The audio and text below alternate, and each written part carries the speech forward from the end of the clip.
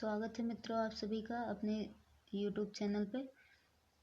समावेशी शिक्षा की क्लासेस में हमने देखा था कि समावेशी शिक्षा क्या होती है, इसका अर्थ क्या होता है, शिक्षा व्यवस्था में इसकी आवश्यकता क्यों पड़ी और इसकी परिभाषाएं क्या क्या हैं और इसके महत्व विशेषताएं क्या क्या हैं।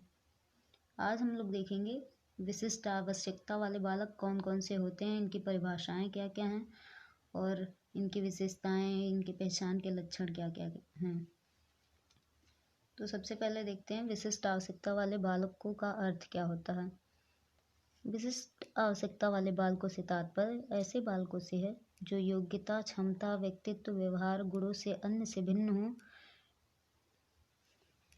इनका कहने का मतलब है कि विशिष्ट आवश्यकता वाले बालक ऐसा नहीं है कि जो मतलब जिनमें कोई शारीरिक एबिलिटी हो या मेंटल एबिलिटी हो, डिसेबिलिटी सॉरी, वही होंगे। ऐसे बच्चे जो होशियार भी, बहुत सारे बच्चे ऐसे होते हैं जो पढ़ने में बहुत होशियार होते हैं या फिर किसी और क्षेत्र में बहुत होशियार होते हैं। तो विशिष्ट आवश्यकता वाले बालकों में जो सामान्य से ज़्यादा वाले हैं या फिर सामान्य से कम वाले हैं, जैसे एक हो गया ये सामान्य वाला लेवल, इससे जो अपर वाले लेवल के हैं या इससे जो लोअर वाले लेवल के हैं, दोनों बच्चे विशिष्ट बालकों में आ जाएंगे। इन्हीं को विशिष्ट आवश्यकता वाले बालक कहते हैं। ये सामान्य बालकों से योग्यता, क्षमता, व्यक्तित्व, व्यवहार एवं गुणों में भिन्न होते हैं। इन्हें अपवादी बालक भी कहते हैं। अब इनके कुछ मनोवैज्ञानिकों ने इनकी परिभाषाएं दी हैं, जिनमें से पहले हैं क्रो एंड क्रो के अनुसार विशिष्ट प्रकार या विशिष्ट पद किसी गुण या उन गुणों से युक्त व्यक्ति पर लागू होता है जिसके कारण वह व्यक्ति साथियों का ध्यान अपनी ओर विशिष्ट रूप से आकर्षित करता है तथा इससे उसके व्यवहार की अनुक्रिया भी प्रभावित होती है। इनका कहने का तात्पर्य है कि विशिष्ट बालक ऐसे बालक होते हैं जो मतलब कुछ विशिष्ट कार्य करते हैं और उस विशिष्ट कार्य के द्वारा वो अपने छात्रों यानी अपने मित्रों का व्यवहार, अपने साथियों का ध्यान अपनी ओर विशिष्ट रूप से आकर्षित करते हैं और इससे उनका जो व्यवहार होता है उसमें भी परिवर्तन आता है। अगला है हेक महोदय के अनुसार विशिष्ट बालक वह बालक है जो किसी एक अथवा कई गुणों की दृष्टि से सामान्य बालक से पर्याप्त मात्रा में भिन्न होते हैं। इनका बहुत सिंपल सा डिफिनेशन है कि जो सामान्य बालकों से किसी एक या कई सारे गुणों में डिफरेंट होते हैं, वो विशिष्ट बालक होते हैं।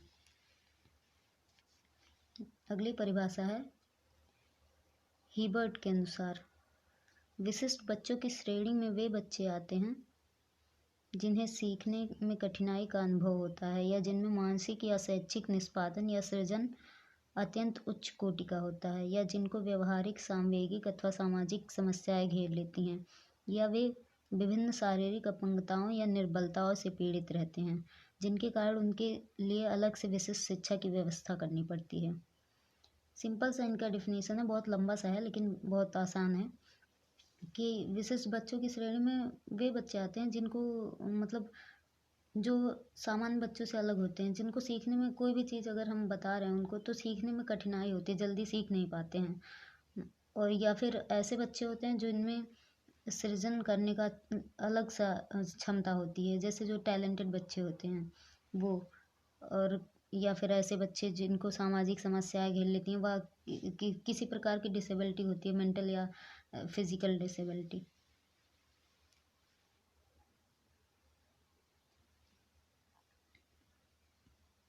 अगली परिभाषा है क्रिक के अनुसार विशिष्ट बच्चे मानसिक, शारीरिक तथा सामाजिक गुणों में सामान्य बच्चों से भिन्न होते हैं। उनकी भिन्नता कुछ ऐसी सीमा तक होती है कि उन्हें स्कूल के सामान्य कार्यों में विशिष्ट शिक्षा सेवाओं में परिवर्तन की आवश्यकता होती है। तो क्रिक महोदय जी के अनुसार विशिष्ट बच्चे ऐसे बच्चे होते हैं जो जैसे सामान्य बच्चे हुए तो उनका व्यवहार जो होता है वो सामान्य होता है, लेकिन जो विशिष्ट बच्चे होते हैं या तो उनका व्यवहार बहुत उत्तम होगा या फिर बहुत लो क्वालिटी का होगा, वो चीज़ें जल्दी सीख लेंगे या कुछ बच्चे ऐसे होंगे जो जिन्हें सीखने में कठिनाई होगी, उनके मानसिक, शारीरिक, सामाजिक क्षमता जो है वो सामान्य बच्चों से भिन्न होगी, तो उन्हें इस जो सामान्य बच्चों के लिए स्कूल चलता है उसमें नहीं पढ़ा सकते हो, तो उनके लिए शिक्षा की अलग व्यवस्था करनी चाहिए। तथा ऐसे बच्चों के लिए कुछ अतिरिक्त अनुदेशन चाहिए। ऐसी दशा में उनका सामान्य बच्चों की अपेक्षा अधिक विकास हो सकता है। जब उनको अलग से कक्षाएं चलाकर उनके ऊपर प्रॉपर ध्यान दिया जाएगा अलग से, तो ऐसे बच्चे सामान्य बच्चों की अपेक्षा जल्दी अधिक विकास कर लेंगे। सामान्य कक्षाओं में अगर वो सामान्य बच्चों के साथ पढ़ेंगे तो सामान्य लेवल पर पढ़ाया जाएगा, तो उन पे ज़्यादा ध्यान टीचर्स दे नहीं पाएंगे। तो उनके लिए जब अलग से कक्षा व्यवस्थाएं की जाएंगी तो वो आसानी से सीख लेंगे। अब विशिष्ट बालकों की प्रकृति क्या होती है या फिर उनकी विशेषताएं क्या क्या हैं। पहला है सामान्य या औसत स्तर के बालकों से अलग होना। वही बात हम लोग शुरू से ही पढ़ते आ रहे हैं कि जो विशिष्ट बच्चे होते हैं वो सामान्य बच्चों से अलग होते हैं। कुछ या तो वो ज़्यादा टैलेंटेड होंगे या फिर कम, उनमें कोई शारीरिक या मानसिक डिसेबिलिटी होगी। विलक्षण प्रतिभा हो। जो बच्चे ये सामान्य बच्चों से ज़्यादा टैलेंटेड होंगे उनमें विलक्षण प्रतिभा होगी, और जो किसी डिसेबिलिटी के होंगे उसमें भी होगी, लेकिन उनकी कोई एक ही क्वालिटी अलग होगी। असाधारण भिन्नता हो। जैसे सामान्य बच्चे होंगे उनके सामान्य हाथ पैर नाक कान हैं, लेकिन जो असाधारण बच्चे होंगे उनमें कुछ भिन्नताएं होंगी। व्यवहार में सामान्य बच्चों से भिन्न होंगे। अगला पॉइंट है भिन्नता सकारात्मक और नकारात्मक दोनों प्रकार की हो सकती है। वही बताया मैंने, भिन्नता अगर सामान्य बच्चों से ज़्यादा टैलेंटेड है तो वो पॉजिटिव विशेषता हो गई, लेकिन अगर उनसे कम है तो उनमें कोई शारीरिक मानसिक अक्षमता है तो वो नकारात्मक हो गए।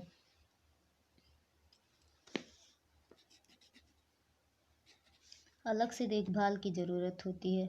जब उनमें कुछ विशिष्टताएं होंगी तो उनको विशिष्ट कक्षाएं देने के लिए, उन पे अलग से ध्यान देने के लिए अलग कक्षाएं चलाई जाएंगी, यानी कि उन्हें अलग से देखभाल की ज़रूरत होती है। अगला टॉपिक है विशिष्ट आवश्यकता वाले बच्चों की पहचान या लक्षण। विशिष्ट आवश्यकता वाले बच्चे सामान्य बच्चों से विशिष्ट लक्षणों वाले होते हैं। ये निराशावादी, अति आशावादी, अस्थिर, शर्मीले, निष्क्रिय, आत्म केंद्रित। निराशावादी का मतलब तो सबको पता है। अति आशावादी एक होता है आशा करना, और एक बहुत ज़्यादा उम्मीद लगाए बैठे रहना, दूसरे पे ही ज़्यादा डिपेंडेंट हो जाना। अस्थिर होते हैं, अस्थिरता का यहाँ पे है कि वह उनकी जो संवेग होते हैं, जैसे गुस्सा करना या फिर रोना हंसना, ये सब संवेग बहुत अस्थिर होते हैं, बहुत परिवर्तनशील होते हैं। और शर्मीले, निष्क्रिय, आत्म केंद्रित का सेल्फ सेंटर्ड ज़्यादा होते हैं। और चिंताग्रस्त रहते हैं, निर्भर प्रवृत्ति के होते हैं, कभी कभी उग्र हो जाते हैं, एकाकी भावना वाले होते हैं। और इनकी पहचान हम निम्न तरीकों से कर सकते हैं। पहला है निरीक्षण या इंस्पेक्शन के द्वारा, यानी कि जो विशिष्ट प्रकार के बच्चे हैं उनमें जो विशिष्ट क्षमताएं हैं उनका अवलोकन करके हम लोग इंस्पेक्शन करके पता लगा सकते हैं कि कौन बच्चा विशिष्ट प्रकार से व्यवहार कर रहा है, तो उनको हम विशिष्ट बालकों की कैटेगरी में रख देंगे। दूसरा पॉइंट है शैक्षिक परिणामों के आधार पे उनको उनका टेस्ट लेकर वो सामान्य बच्चों से ज़्यादा टैलेंटेड हैं या फिर कम टैलेंटेड हैं, ये हम उनका टेस्ट लेकर भी डिसाइड कर सकते हैं। अगला पॉइंट है व्यवहार अवलोकन के द्वारा। व्यवहार यानी उनके संवेग जो होते हैं, जो परिवर्तनशील होते हैं, बताया मैंने अस्थिर होते हैं संवेग, तो उन संवेगों के परिवर्तनशीलता के आधार पर हम उनके व्यवहारों का अवलोकन करके पता लगा सकते हैं कि कौन बच्चा सामान्य बच्चों से अलग है। अगला पॉइंट है इम्पॉर्टेंट पॉइंट है चिकित्सकीय परीक्षण के द्वारा। चिकित्सकीय परीक्षण यानी कि जब हम लोग ये जो इंस्पेक्शन के द्वारा या फिर शैक्षिक परिणामों के आधार पर या व्यवहार अवलोकन के आधार पर जब पता ना लगा पाएँ, तो फिर हम लोग बच्चों का मेडिकल टेस्ट करवा के उनकी विशिष्टता का पता लगा सकते हैं। नेक्स्ट पॉइंट है मानसिक परीक्षण के द्वारा। मानसिक परीक्षण IQ लेवल उनका टेस्ट करके जब इन सारे इन सारे तरीकों से पहचान नहीं कर पाए हम लोग, तब हम बच्चों का मानसिक परीक्षण करवाते हैं, उनका IQ लेवल टेस्ट करवाते हैं, और उसके आधार पर उनकी विशिष्टता का पता लगाते हैं। नेक्स्ट पॉइंट है साक्षात्कार के माध्यम से, यानी कि साक्षात्कार यानी हम उनको उनका वाइवा लेकर विशिष्ट बच्चों की पहचान कर सकते हैं। मतलब कुछ क्वेरीज बनाकर उनसे पूछ के उनके विशिष्टता का कि वे टैलेंटेड बच्चों की कैटेगरी में आते हैं या फिर जो कमज़ोर बच्चे हैं उनकी कैटेगरी में आते हैं, तो उनकी विशिष्टता का पता लगाते हैं। तो ये थे विशिष्ट बालक की अर्थ, परिभाषाएं, उनके लक्षण और उनकी पहचान कैसे करेंगे और उनकी विशेषताएं। आज की क्लास में बस इतना ही। धन्यवाद।